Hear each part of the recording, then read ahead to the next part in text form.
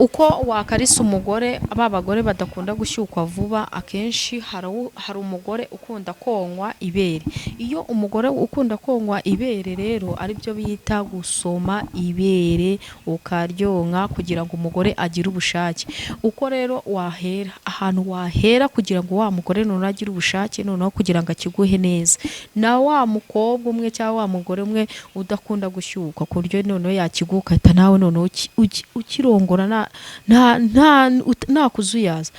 Dore ahantu wahera rero, akenshi abagore bakunda kugira santima uhereye gutya usa nk'ukora hano gutya mu izosi ugasa nk'usoma hano nkwereka mu izosi, ntabwo mbwiye ngo wihute uhite usoma, usa nk'aho umwegera ugasa nk'aho ukarisa gutya mu mabere, usa nk'ukoraho gutya gake gake ukamanuka ku mukondo ugasa nk'aho umanuka ugera ku gitsina. Uko noneho ugenda umanuka ntabwo mbwiye ngo wihute ngo umanuke ngo uhite ugerayo, kuko hari umuntu wabikorera ugasanga murabipfuye udakunda iyo miterere yo kuba wamukarisa. Akenshi dore uburyo ubanzamo, urabanza ukamubwira ati mbwira ahantu nagukorera, nimba ari kwibere cyangwa ari mu musatsi cyangwa ari ku mutwe cyangwa ari bizu, kuko hari abashyukwa ari uko babasomye, hari abashyukwa ari uko bakoze ku mabere, hari abashyukwa uko bakoze mu gituba. Ahambere akenshi abagore bakunda gukora bagashyukwa, uhera ku mabere ugakurikizaho akabizu wafashe ku ibere. Uko ugenda umusoma ukora ku ibere niko agenda asa nkaho akwegera, uko agenda akomeza kwegera niko wowe ugenda uhindura aho ukora ukamanuka ukagera ku mukondo. Uko ugera ku mukondo niko ushora intoki hehe ku gitsina cy'umugore. Noneho ni kwa kundi uhita ufata akaboko kiwe nawe ugasa nkaho ugashyira ku gitsina cyawe aricyo bita imboro, nawe ugafata ku gitsina cy'umugore we bita igituba. Mujye mwumva yuko iyo umuntu ari gukarisa umugore arisanzura, kimwe nk'uko bigufasha kugira ngo wa mugore aguhe igituba neza. Iyo akiguhaye neza nawe ni handi wumva ko igituba cyakuryoheye, kwa yuko biterwa na karisa. Iyo rero ukunda kukarisa wahereye ku mabere wamuhaye n'akabizu kamanuka ugafata ku gitsina, uko ugenda ukora ku gitsina ukozaho intoki, ukora ku mishino, ukurura gake gake ucengezamo, ukoresha intoki ebyiri. Ntabwo mbwiye ngo ujombemo intoki zose, ahubwo ni kwa kundi umugabo atangira kubona yuko watangiye kugira ubushake, kwa yuko wamuhaye uburenganzira bwo kuba yakozamo intoki kugira ngo agikarisishe intoki, kugira ngo najya gushyiramo imboro nawe abe yagize ubushake.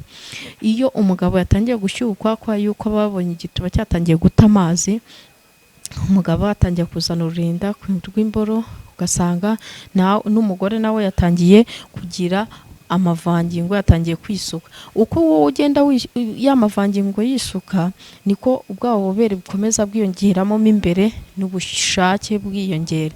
Wa mugabo azajya kukunyaza cyangwa azajya gushyiramo imboro, ubwawe watangiye kwifatira imboro ari we yicengereza mu gituba.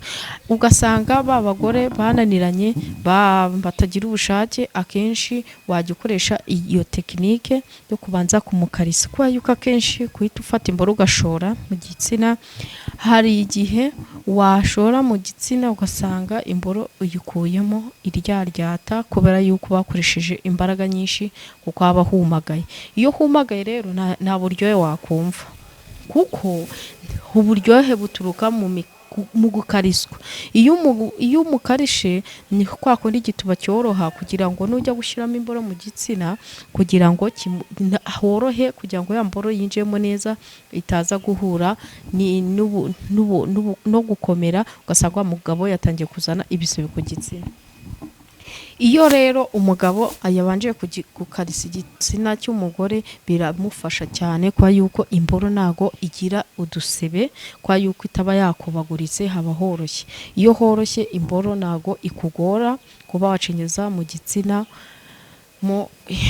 haba hasa nkaho horoshye cyane. Iyo horoshye cyane rero mwese birabaryohera, ya mboro yinjiramo neza horoshye, ikasa nkaho inyerera ikageramo yose, ikinjiramo yose. Ariko iyo utayinjijemo neza horoshye, ni hahandi noneho hatangira gukomera cyane, ugasanga wa mugabo atangiye gucika ibisebe ku mboro, ugasanga hatangiye kokera imboro, ayikwe mu gitsina imboro itangiye kokera. Akenshi rero biba ku bagore batoroshye kuko batabanje kubakarisa, ugasanga umugore harakanyaraye kwa yuko utabanje kumukarisa, banza umukarise urebe yuko ububobere butagaragara atagira amavangingo.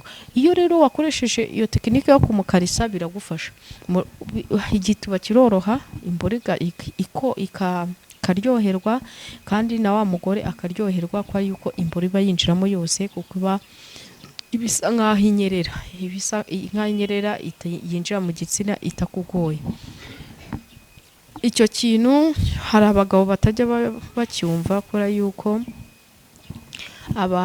abagabo benshi ntabwo babyitaho, bazi yuko iyo babonye igitsina baba bazi yuko igitsina cyose ari ukuhita ushoramo imboro ukahita winjizamo, ariko akenshi ntabwo biba byiza. Ugasanga ushatse kuvuga yuko umugore wawe ataryoshye, kandi ahubwo wowe ni wowe utamuteguye.